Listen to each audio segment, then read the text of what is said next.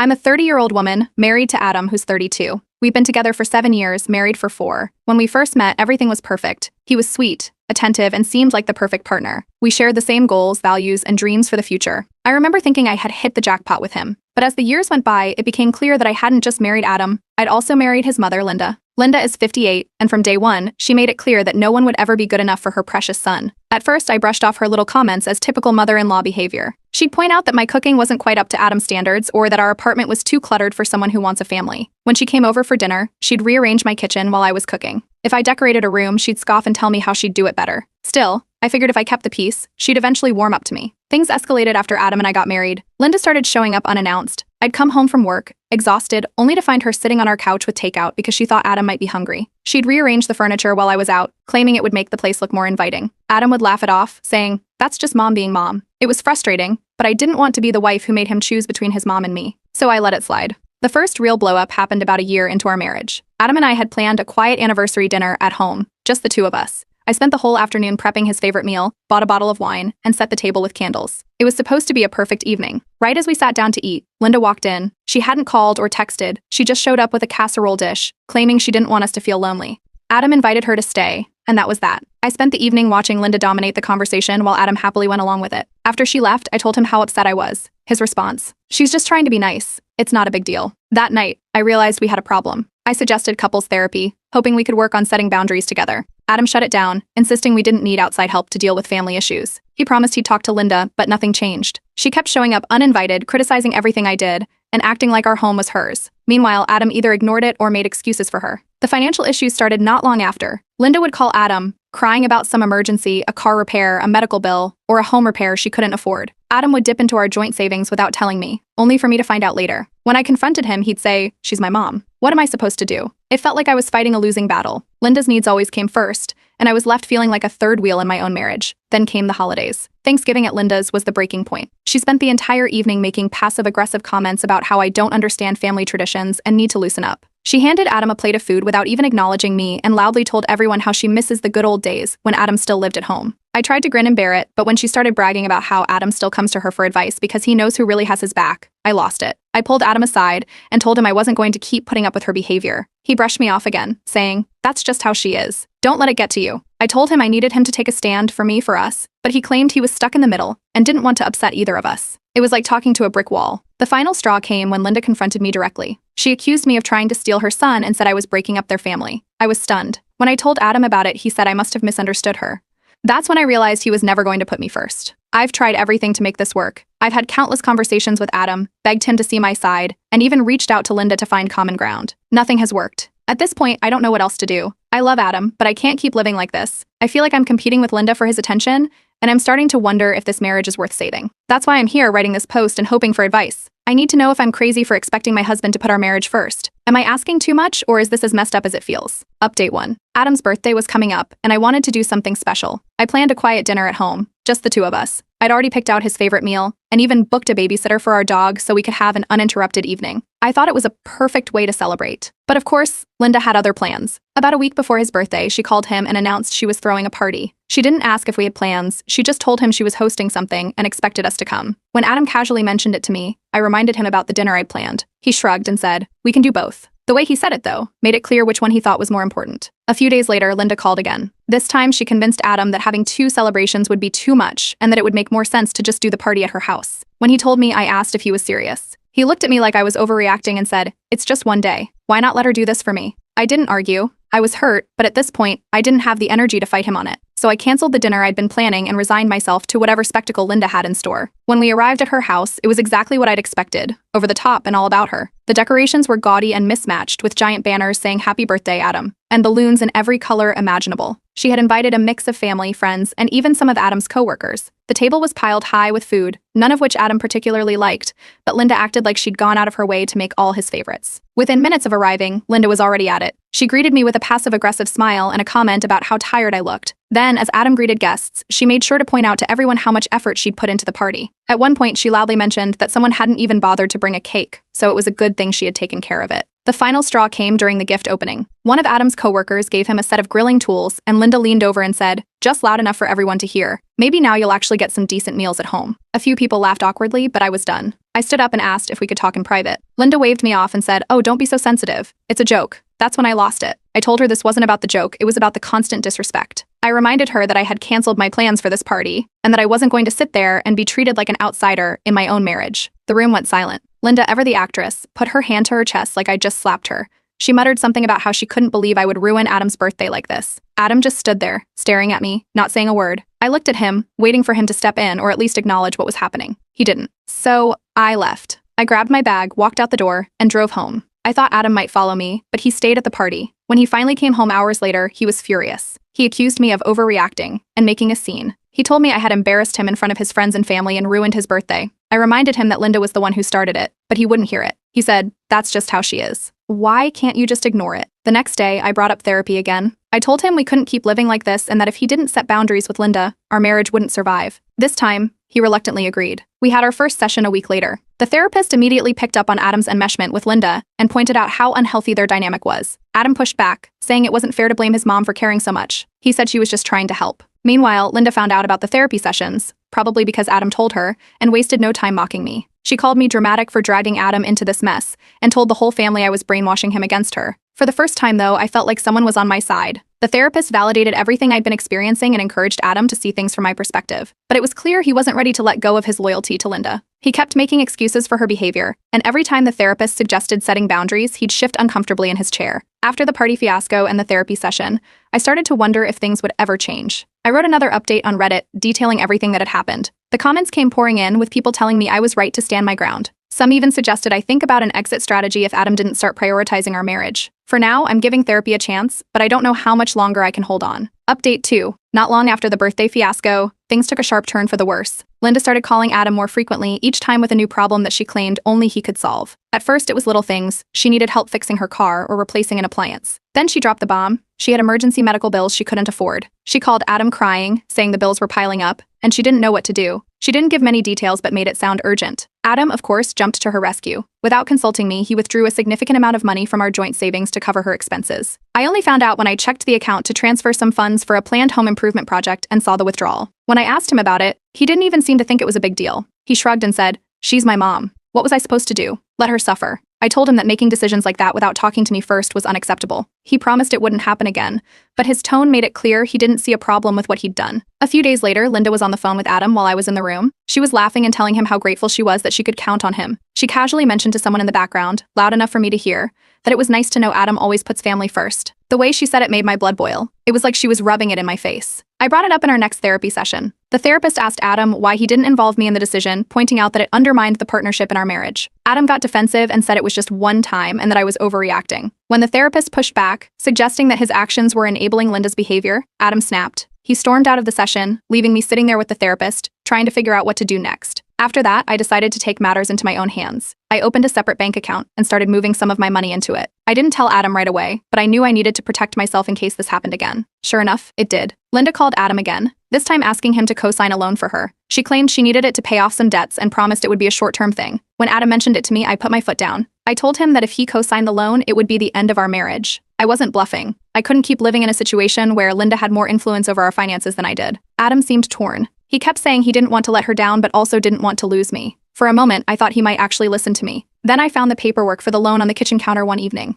His name was already on it. That was it. I packed a bag and left that night. I called a friend and asked if I could stay with her for a while, and she welcomed me with open arms. When Adam came home and realized I was gone, he started texting and calling nonstop. He begged me to come back, saying he didn't mean to hurt me and that he was just trying to keep the peace. Meanwhile, Linda wasted no time spreading her version of events. She told the family I had abandoned Adam because I couldn't handle being married to someone with a close family. She conveniently left out the part where she manipulated him into risking our financial stability for her own gain. While I was at my friend's house, I updated Reddit about everything that had happened. The support was overwhelming. People were telling me I deserved better, that I needed to prioritize myself, and that Adam's loyalty to his mother would never change unless he made the effort. Some even shared similar stories, which made me feel less alone. Now I'm at a crossroads. I've been staying with my friend for 2 weeks, and Adam has been texting me every day, saying he's willing to go back to therapy and work on things. But honestly, I'm not sure if I believe him. Linda still has a hold on him, and I don't know if he's ready, or even capable, of breaking free from it. I'm considering filing for divorce. It's not a decision I take lightly, but I can't keep living like this. I love Adam, but I can't compete with his mother for the rest of my life. I haven't made a final decision yet, but one thing is clear. Something has to change, or this marriage is over. Update 3.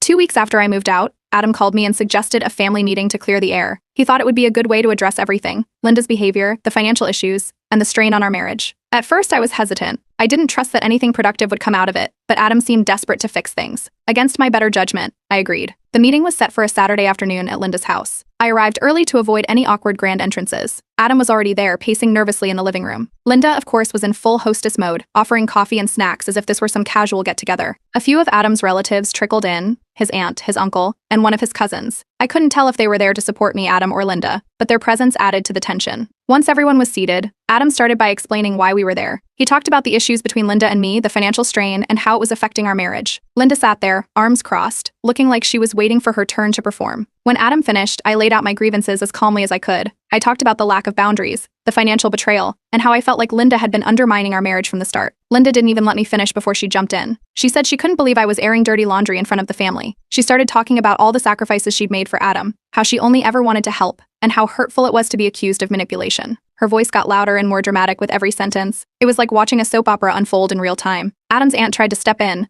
pointing out that Linda's behavior might be part of the problem, but Linda wasn't having it. She accused the aunt of taking my side and said that if anyone here deserved an apology, it was her. She even pulled out her phone and started scrolling through messages, claiming she had proof that I had been turning Adam against her. She waved the phone around but never actually showed anyone the messages. At one point, Linda turned to Adam and asked, "Do you really think I'm the problem here?" Adam froze. He looked at me, then at his mom, and back at me. Instead of answering, he muttered something about not wanting to take sides. That was all Linda needed. She stood up, pointed at me, and said, "See, even Adam knows you're the one causing all this drama." I couldn't sit there anymore. I pulled out my phone, opened the screenshots I'd saved of the messages Linda had sent to Adam, messages where she badmouthed me, lied about needing money, and even mocked our therapy sessions. I handed the phone to Adam's uncle and said, "If anyone wants to see the truth, here it is." The room went quiet as Adam's uncle started scrolling through the messages. He passed the phone to his wife, who shook her head in disbelief. Linda started stammering, saying the messages were taken out of context or edited to make her look bad. But it was too late. The damage was done. Adam looked at the messages, his face pale. For a moment, I thought he might finally stand up to her. Instead, he said, "Mom, maybe we should take a step back and think about this." That was it. No apology, no accountability, just a vague suggestion that she think about her actions. Linda, realizing she was losing the room, shifted tactics. She started crying, saying she couldn't believe her own son would question her integrity. She turned to Adam and asked,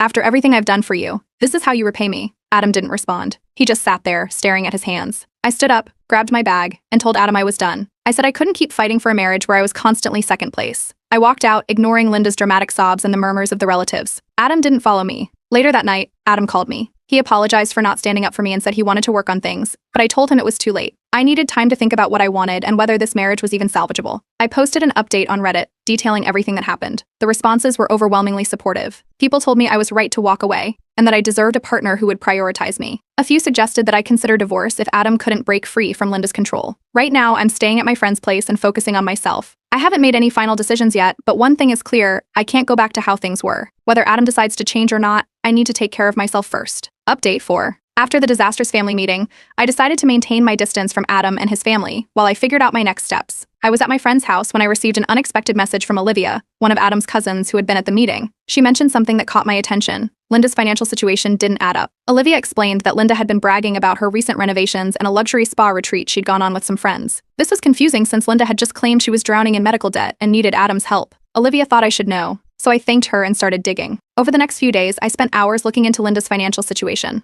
Public records showed no medical liens or significant debts attached to her name. I checked property tax records and found out that she'd recently paid off her mortgage, a detail she'd never mentioned to Adam. The pieces weren't adding up. During this time, I found an opportunity to visit Linda's house under the guise of picking up some things Adam had left behind. While she wasn't paying attention, I noticed a bank statement lying on the kitchen counter. The statement showed several large, unexplained purchases, including designer furniture and first-class plane tickets. I took a quick photo of it before leaving. That evening, I sent the evidence to Adam. He called me, clearly frustrated, and accused me of being obsessed with proving his mother wrong. He said Linda had always been transparent with him, and that I was trying to villainize her. I told him to take the documents to our therapist during the next session and let a neutral party weigh in. He reluctantly agreed. At our next therapy session, the therapist examined the documents and encouraged Adam to confront Linda about the discrepancies. Adam seemed conflicted but agreed to bring it up with her. Later that week, he went to visit her, and predictably, Linda denied everything. She claimed the purchases were misinterpreted and accused me of snooping in her private affairs. She doubled down, saying I was trying to ruin her reputation because I couldn't handle her close bond with Adam. A few days later, Olivia contacted me again. This time, she shared something even more damning. At a recent family gathering, Linda had been openly bragging about how she used Adam's money to fund her vacations and buy herself a little something nice. She laughed about how easy it was to get him to hand over money without question, saying he's such a mama's boy, he'd do anything for me. The gossip started spreading through the family. Relatives who had defended Linda at the meeting began to distance themselves from her. Olivia shared the story with others, and soon enough, it was clear Linda's carefully crafted image was crumbling. Adam's aunt and uncle, who had supported me during the family meeting, reached out to Adam to express their concern. They told him he needed to reevaluate his priorities before it was too late. When Adam came to me with the family's feedback, he still seemed hesitant. I warned him that if he didn't take concrete action, our marriage wouldn't survive. I wasn't going to play second fiddle to his mother any longer. Things came to a head when Adam overheard Linda talking to one of her friends on the phone. She was laughing about how she'd always had Adam wrapped around her finger and how I was just a phase he'd get over eventually. Adam didn't confront her right away, but when he told me what he heard, I could see something shift in him. The next day, Adam finally decided to confront Linda with all the evidence, the bank statement, Olivia's testimony, and even the recordings of her bragging. Linda didn't back down. Instead, she threw a dramatic tantrum, claiming she'd been betrayed by her own son. She accused him of choosing me over her and insisted she'd done nothing wrong. Adam broke down in therapy after that confrontation. He admitted he'd been blind to Linda's toxicity for years, and that his loyalty to her had hurt our marriage. He apologized for failing to stand up for me and promised he would work to rebuild my trust. The therapist acknowledged his progress but emphasized that actions would speak louder than words. Meanwhile, I updated Reddit with the new developments. Commenters were stunned by the extent of Linda's manipulation but also praised Adam for finally taking a stand. Still, many urged caution, saying that deep-seated enmeshment like this wouldn't be resolved overnight. For now, I'm still staying at my friend's house, trying to decide if Adam's newfound awareness is enough to salvage our marriage. He's continued therapy on his own and cut off financial support to Linda, but the damage she's done, and the trust that's been broken, will take time to repair. Update 5. After weeks of soul-searching and conversations with friends and my therapist,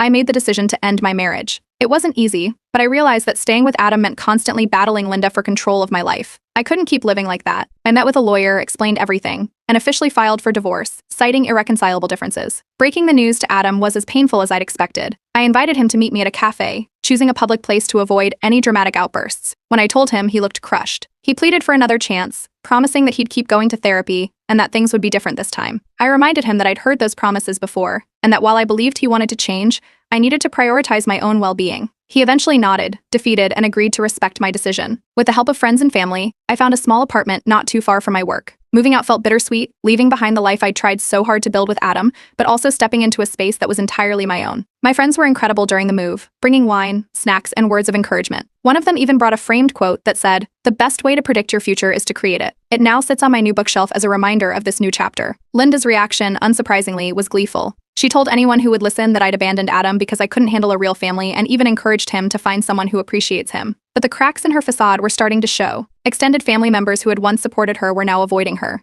Olivia told me that Linda's lies and manipulations had alienated most of the family. Even her closest friends were starting to distance themselves after hearing about the drama she'd caused. Meanwhile, Adam was struggling. Without me to lean on, he began to see Linda's behavior for what it was. She continued to call him constantly, making demands and guilt-tripping him whenever he tried to set boundaries. He stayed in therapy, determined to untangle himself from her control, but it wasn't easy for him. A few weeks after I moved out, he sent me a long email apologizing for everything. He admitted that he'd failed me as a partner and that his inability to stand up to Linda had destroyed our marriage. He thanked me for helping him see the truth, even though it was too late for us. Despite his apology, I chose to go no contact with both Adam and Linda. I knew that any attempt to remain in touch would only pull me back into the toxicity I was trying to escape. I blocked their numbers and focused on rebuilding my life. The next few months were a whirlwind. I threw myself into my career, started going to the gym regularly, and even picked up a new hobby, painting. It was something I'd always wanted to try but never made time for. I joined a local art class and found it incredibly therapeutic. My teacher joked that my favorite subject seemed to be freedom, given how many open landscapes and unrestrained brushstrokes I painted. Friends and family continued to rally around me, checking in often and inviting me out to events. For the first time in years, I felt truly supported and free. I wasn't constantly looking over my shoulder, waiting for the next crisis or passive-aggressive comment. I could just be me. Months later, Adam reached out again, this time with a heartfelt letter. He apologized once more, acknowledging that I'd made the right decision to leave. He admitted that he was still struggling to set boundaries with Linda but was making progress.